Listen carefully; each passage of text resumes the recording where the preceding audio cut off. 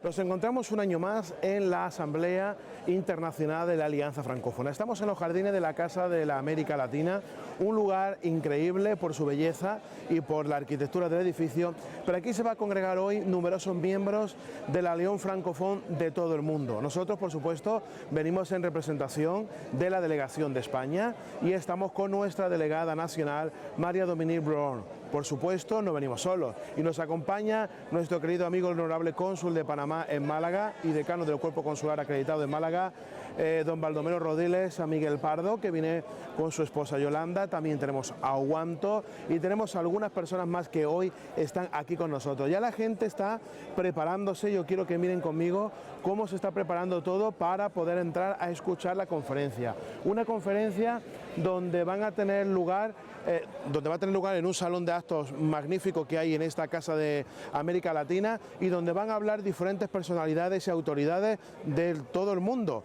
Hay que destacar, por supuesto, la labor humanitaria que hace la Alianza Francófona a través de ese orfanato que tiene en Wandé y los distintos movimientos, pues digamos, diplomáticos para ayudar en aquellos conflictos que hay en el mundo. Nosotros vamos a escuchar hoy todo lo que se tiene que decir, lo van a decir en francés, le ponemos un pequeño resumen y vamos a hablar con algunos de los protagonistas de esta edición de la Asamblea Internacional de la Alianza Francófona. Por supuesto, nuestro máximo agradecimiento a su presidente internacional, Jean Guillaume, y a todos los que han hecho posible que podamos estar aquí, como María-Dominique Braun, como el vicepresidente que no está hoy aquí de la asociación en España del honorable cónsul de Letonia, don Fausto Martínez Villa, como nuestro querido amigo, el honorable cónsul de Panamá, don Baldomero Rodiles San Miguel, y todos aquellos que hacen que podamos nosotros cubrir esta fabulosa asamblea. Aquí empezamos nuestro reportaje de la Asamblea Internacional de la Alianza Francófona en París.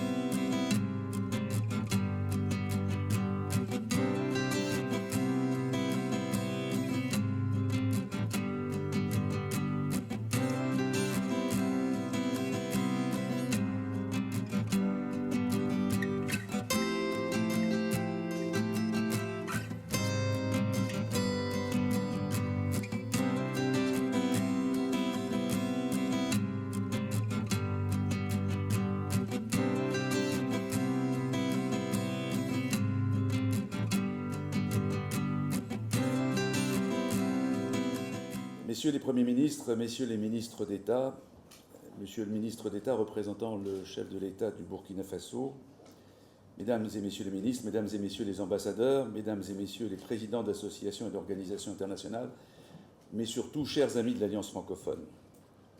Vous le savez, la francophonie a vu le jour en 1967. Elle était alors la promesse, une belle promesse, fruit d'un idéal d'affirmation, d'une singularité culturelle, de solidarité et de coopération imaginée par des hommes issus des quatre coins du monde à l'avant-garde des progrès sociétaux.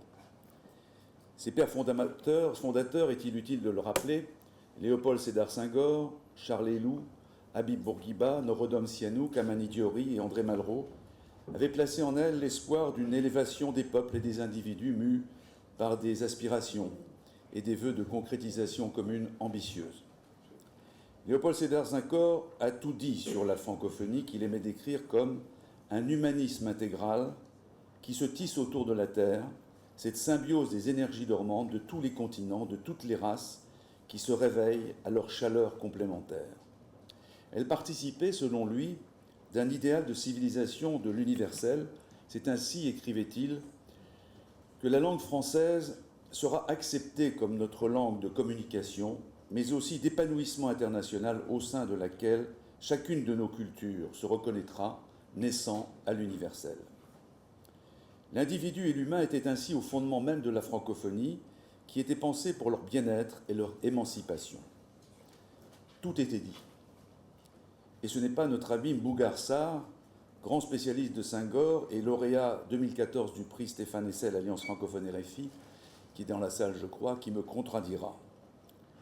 En fait, les réflexions de ce matin en rapport avec notre thème tourneront autour de cette conception humaniste et solidaire de la francophonie. Ou nous revenons vers ces fondamentaux, ou nous disparaîtrons.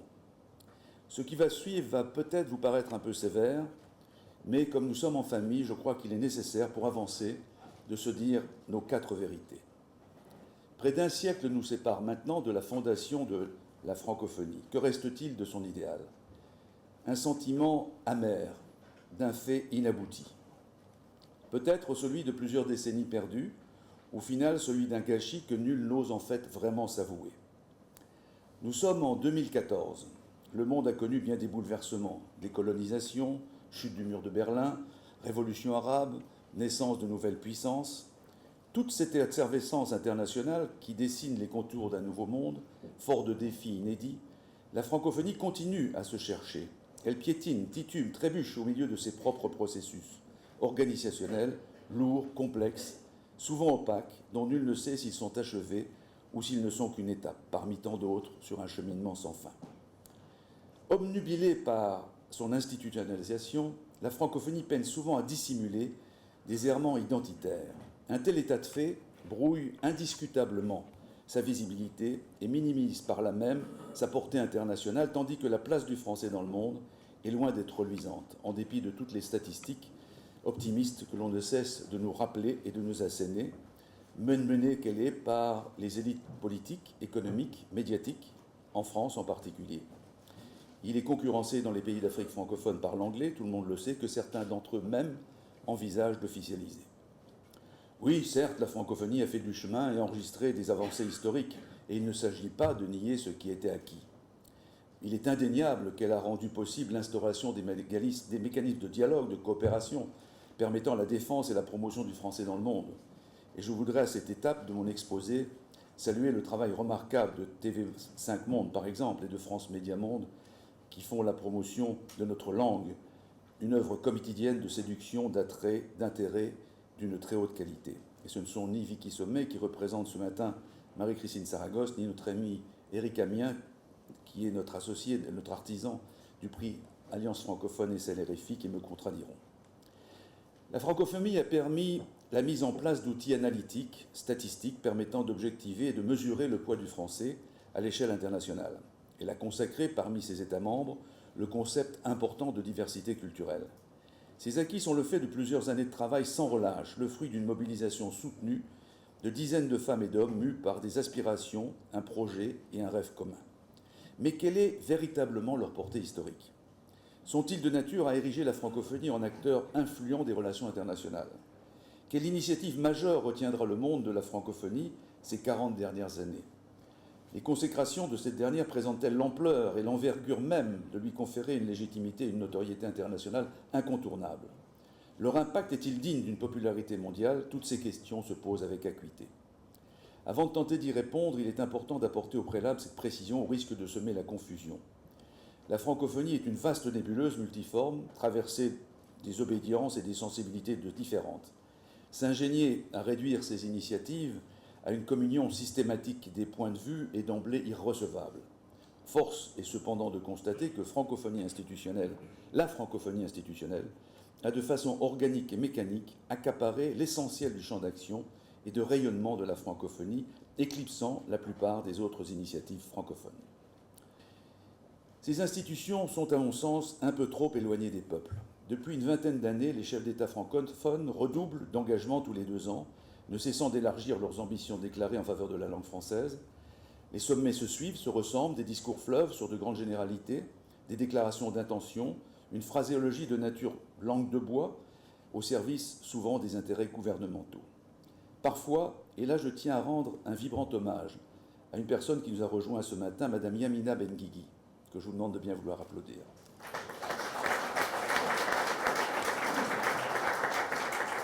Il y a en effet quelques rares exceptions, telles cette initiative courageuse, très risquée et pourtant très décriée, qu'elle a prise lors du sommet de Kinshasa, de quitter le cocon clos et confortable des salles de connivence, des salles de conférence, pour aller soutenir au nord de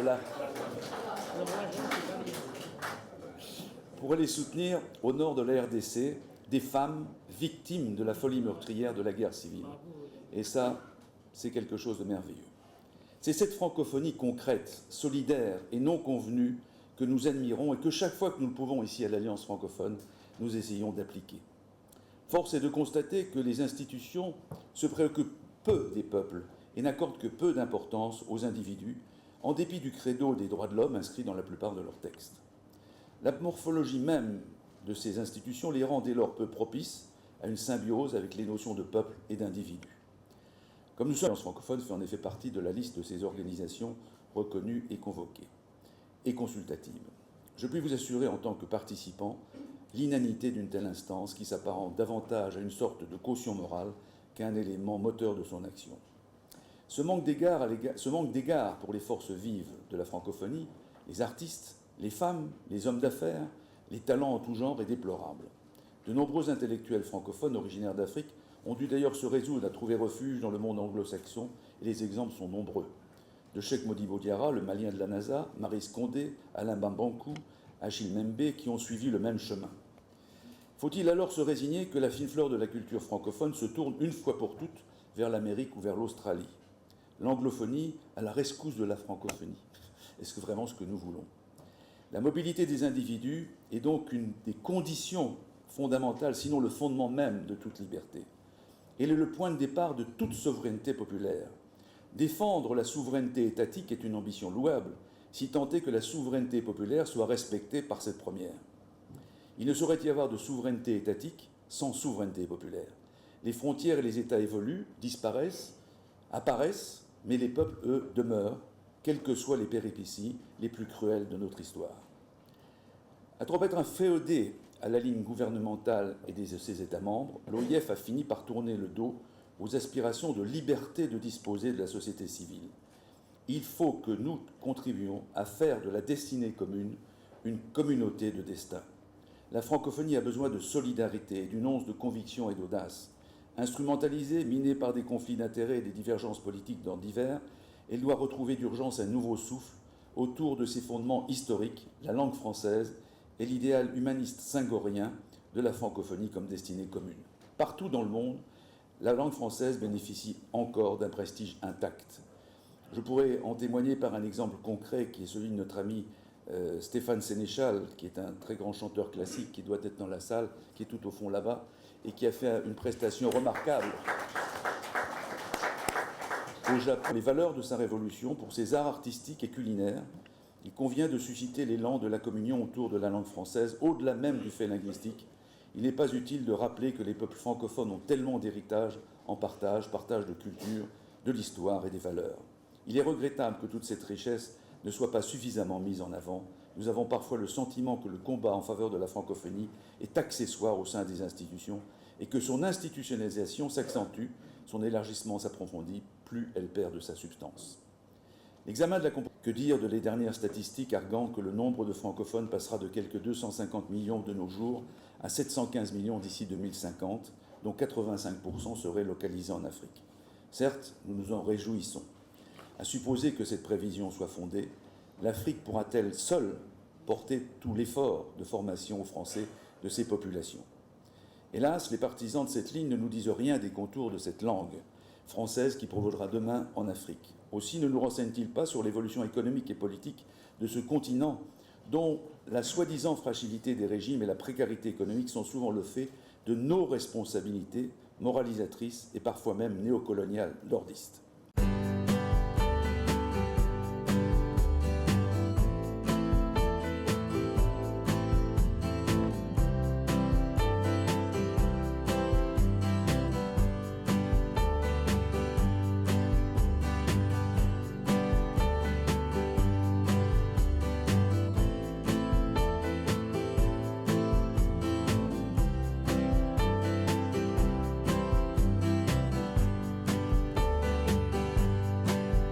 Ahora estamos con nuestra delegada nacional en España de la Alianza Francófona, María Dominique Blom. Buenas tardes, María Buenas Dominique. tardes, Félix. Qué placer volver a compartir una asamblea internacional más con usted, con una pequeña delegación de España, en un acto que bueno, va a empezar ahora el almuerzo, después de la conferencia.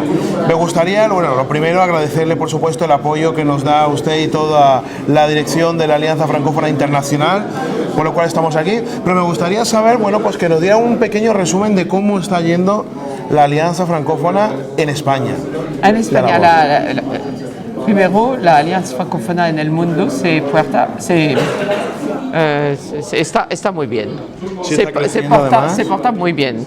Se porta muy bien y el resultado de todo lo que escuchamos ahora es la confirmación que se porta bien. Tenemos hoy 45 delegaciones en el mundo que está presente. Que está presente.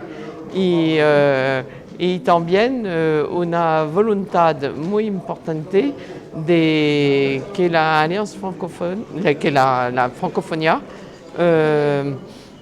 no solamente se defiende, sino que se propaga.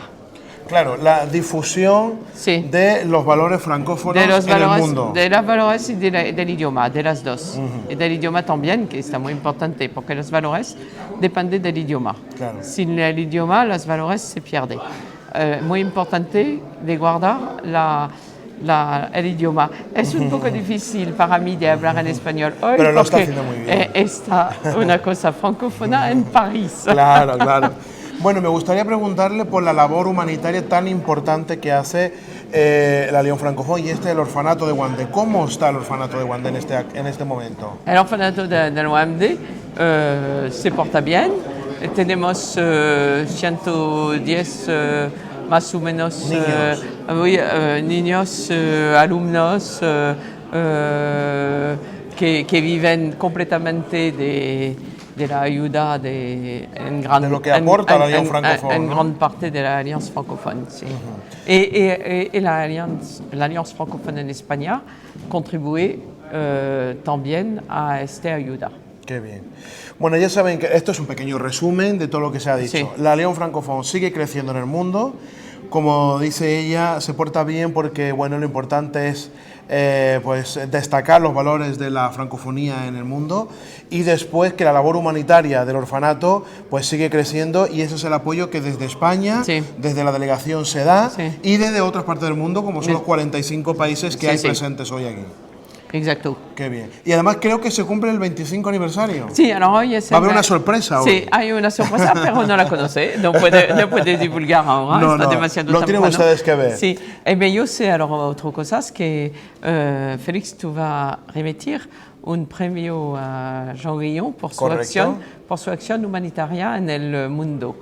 Sí, porque hay que destacar que Jean Guillon viaja mucho y él media como diplomático en muchísimos conflictos del mundo. Hay que destacar eso. Es un mediador también de la paz. Efectivamente. Y obra siempre por la paz en el mundo.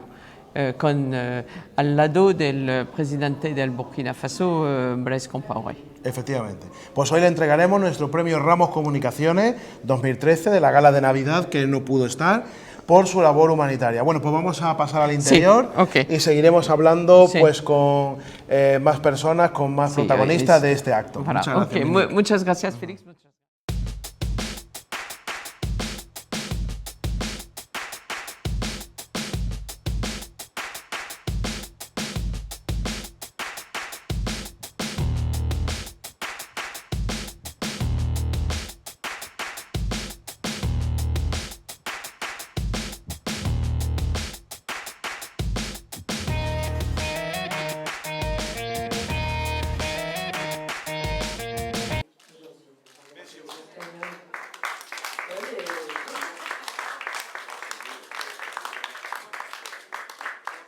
Bueno, pues seguimos aquí en la Asamblea Internacional de la Alianza Francófona.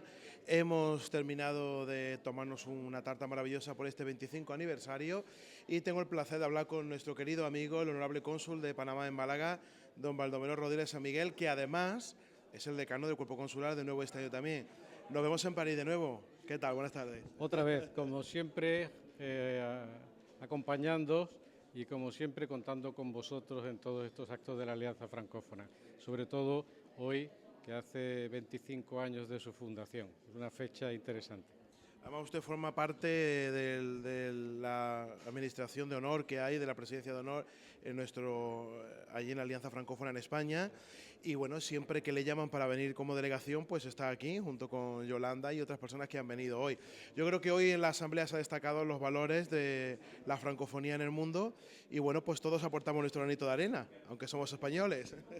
Bueno, yo sinceramente puedo deciros que a lo largo de las distintas intervenciones que ha habido hoy en las conferencias hemos vivido el espíritu de la Alianza Francófona. Pero después de estos 25 años me gustaría trasladar también que el espíritu es enorme, pero hay un corazón. Y ese corazón lo pone el presidente internacional, que es el señor Yang Guion. Y además usted conoce el orfanato, ha estado en Burkina Faso y conoce a los niños y la labor humanitaria que ahí se hace. Por supuesto, y es magnífico ver cómo evolucionan en las diferentes etapas, porque hay niños de 3, 4 años y llegamos a ver a niños y niñas con 15, 16, 17 años que han aprendido arte, que han aprendido oficios y que tienen, lógicamente, una forma de obtener recursos para el futuro de su vida. Bueno, que siga disfrutando de la estancia en París y ahora hay una pequeña asamblea privada para volver a votar la Junta. Perfecto, en eso estamos. De nada. Bueno, pues después de la ceremonia del 25 aniversario con la tarta y bueno, la canción que Yasmín ha cantado para todos, siempre emotiva, tenemos el placer de hablar con el presidente internacional Jean Guion. Me gustaría preguntarle qué balance hace de la francofonía en el mundo en estos últimos 2 años, desde la última asamblea. Voilà, on vient de fêter aujourd'hui les 25 ans de notre alliance francophone et en fait Félix demande à notre président international de l'alliance, M. Jean Guion, quel quel bilan vous faites en fait de ces 2 années de l'alliance francophone? Mais ce ne sont pas 2 années, mais 25 années d'Alliance francophone. Et pour les 2 dernières années, depuis notre dernière rencontre, nous avons beaucoup progressé puisque nous sommes maintenant à plus de 48 000 adhérents. Nous étions à peu près à 45 000, je crois, si ma mémoire est bonne, il y a 2 ans. Et nous sommes implantés dans 108 pays. Donc nous avons progressé, ce qui est rassurant sur le plan humain et sur le plan intellectuel, parce que ça veut dire que l'intérêt pour les valeurs francophones ne faiblit pas. Ok, el punto esencial es que podemos notar que hay un interés internacional para vía la Alianza Francophone para la francofonía, puesto que tenemos una cantidad de miembros por todo el mundo que aumentó, que creció bastante, y ahora estamos representados en más de 100 o casi 110 países del mundo. Así que en pocos años parece que hay un interés, realmente un entusiasmo, un interés cada vez más grande. ¿Cómo ha mediado la Alianza Francophone en los conflictos internacionales, como por ejemplo el de Mali, en Burkina Faso o ahora en Tailandia, por ejemplo? Comment l'Alliance francophone intervient sur les conflits politiques et les conflits tels que le Mali et la Thaïlande, en fait, comment l'Alliance francophone a en fait son rôle. Notre intervention repose essentiellement sur nos réseaux relationnels, que ce soit au Mali, en Afrique d'une façon générale et en Thaïlande, où nous sommes extrêmement implantés et où nous avons d'excellentes relations d'ailleurs avec la famille royale qui se trouve dans des problèmes un peu compliqués actuellement du fait de la division du pays et du fait d'une succession monarchique qui est non encore assurée mais qui risque de se produire, bien entendu, comme toujours, à un moment ou à un autre. Nous sommes là uniquement pour aider à travers les relations d'amitié et de solidarité pour faire en sorte que tout se passe dans les meilleures conditions possibles. Bueno, lo que está pasando ahora en Tailandia, que es un momento bastante especial de la historia de Tailandia, por ser un royaume. No sé, el señor Guillón no habló de un golpe de Estado, sino que habló del tema de que es una monarquía. Dice que en realidad el punto fuerte de la Alianza Francófona es la red de conexiones, de amistades humanas que tienen como para sostener, apoyar lo que necesitan, porque ahora está en un momento que seguramente puede cambiar el equilibrio que tiene la familia de los reyes de Tailandia. ¿Y en Burkina Faso, con Mali? Et quant au Burkina Faso et au Mali, Au Burkina Faso, tout va bien, et au Mali, tout va bien également. Enfin, tout va bien, non, tout ne va pas bien au Mali, non, non. Au Burkina Faso, tout va bien, mais hélas, au Mali, les événements ont tendance à redémarrer, mais ils ne redémarrent que pour une raison, c'est parce qu'on n'applique pas strictement les conditions du traité de paix qui avait été signé il y a quelque temps. Il faut revenir aux accords du 17 mai, et si on revient aux accords du 17 mai, je pense que les choses peuvent rentrer dans l'ordre, à condition que chaque partie remplisse ses obligations. en cuanto al Burkina Faso está todo bien, o sea que sigue su ritmo y su cosa. En cuanto a Mali, lo que pasa es que hay que aplicar lo que ha sido decidido. Y si no se aplican estos, creo, decretos, ¿son de decret? Si esto no se aplica, pues no se puede mejorar la situación. Y por último, para terminar, ¿cómo están los niños de Wandé? Mes enfants, vous savez que maintenant, on a, dans le monde entier, nous avons 45 000 enfants. Alors j'ai dit toujours, on a presque autant d'adhérents que d'enfants. Ces enfants sont bien entendu pris dans des écoles que vous connaissez, dont le Wandé au Burkina Faso, et tout se passe bien. Bien entendu, nous avons toujours plus de difficultés parce que la vie est chère pour tout le monde, et nous essayons toujours de trouver des moyens de plus en plus importants pour pouvoir leur donner un niveau de vie suffisant et digne, surtout au niveau éducation. Mais là, ça se passe bien, il ne faut pas se plaindre, tout va bien. Bueno, que a pesar de esta crisis que todos comentan y existe realmente, bueno, el trabajo de Mama Kouyaté que conocemos con el apoyo internacional, pueden dar una ayuda muy grande con el tema de la educación. Y entonces, por el resto, bueno, se mantiene la cosa y bueno, siempre están apoyados. O sea, que dicen que no se quejan, es que tienen una nobleza, una dignidad y están apoyados. Muchas gracias, merci beaucoup por todo, felicitaciones. Merci. Un placer. Merci beaucoup. Merci beaucoup. También tenemos el placer de hablar ahora con el primer ministro de Guinea y su secretario de las Naciones Unidas, que asiste a la Asamblea Internacional aquí en París de la Alliance Francophone. Pues también me gustaría hablar con él, me gustaría, Yasmín, nuestra traductora oficial que tenemos, que le preguntaras al señor ministro, bueno, ¿qué destacaría de la labor francófona a nivel mundial? ¿Qué es la? ¿Qué destaca de la Alianza Francófona o de la francofonía, por ejemplo, en Guinea? Ok, me la cortarás. ¿Te recuerdo la pregunta? Sí. ¿Qué destaca de la francofonía? Qu'est-ce que vous détachez de la francophonie en Guinée, en fait? Quelle est la place de l'Alliance francophone et de l'Alliance francophone, en fait? Nos pays, au-delà de la Guinée, tous les pays francophones, surtout d'Afrique, ont eu avec la France des liens forgés par l'histoire. Le fait colonial était là et bien naturellement, on n'accepte pas de gaieté de cœur d'être colonisé. Mais ce que la France nous a apporté aujourd'hui, en parcourant le temps, c'est d'abord la langue française qui nous permet de communiquer à l'échelle internationale et qui nous permet d'entretenir entre nous des relations au-delà des dialectes de chaque pays. Entonces, el señor, monsieur, el primer ministro, vuelve a la historia de que por no solamente Guinea, sino varios países africanos que fueron colonizados por Francia, siempre mantienen de esa época, de esa historia, con todo lo que se refiere a eso, lo bien y lo mal, de eso mantienen el idioma, que fue una forma para los pueblos de poder comunicar a nivel internacional, y entonces una forma como de positivar, ¿no? Creo. Je disais, Monsieur le Premier ministre, que vous avez une façon de formuler en faisant référence à l'histoire et de positiver en fait suite à l'histoire et de la colonisation et en faire quelque chose de positif. ¿Y qué destacaría el primer ministro del turismo para animarnos a visitar Guinea? Alors, qu'est-ce que vous diriez, comment vous parleriez, quels seraient les points qui pourraient donner, d'un point de vue touristique, l'envie aux gens de venir en Guinée?